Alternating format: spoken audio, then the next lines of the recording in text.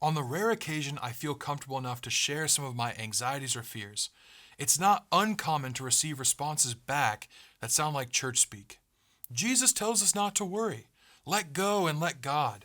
Oh, ye of little faith.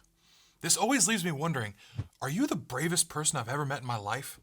Seriously, it almost seems like some Christians never experience fear, and that makes me feel pretty alone when I do. Even Jesus said, can any of you by worrying add 1 hour to your life? Paul said, be anxious for nothing. So the Christian way must be devoid of anxiety. Maybe that does make me less of a Christian.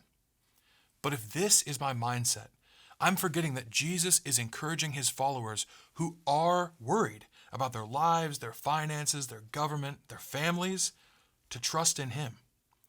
Paul is speaking to a church who is currently experiencing anxiety, but he's not condemning them for this state. He's teaching them a method of escaping it, which, in this case, happens to be practicing gratitude towards God. Paul wasn't telling them to ignore their anxiety, he was helping them to navigate it. Comments like these are often made with good intentions, and sometimes these sentiments are helpful, but after a while, it can just start to sound a lot like just ignore the problem and hope it goes away on its own. But God doesn't want us to ignore our problems. He wants us to take an active role in our climb, and ignoring these chasms looks a lot like giving up and turning back.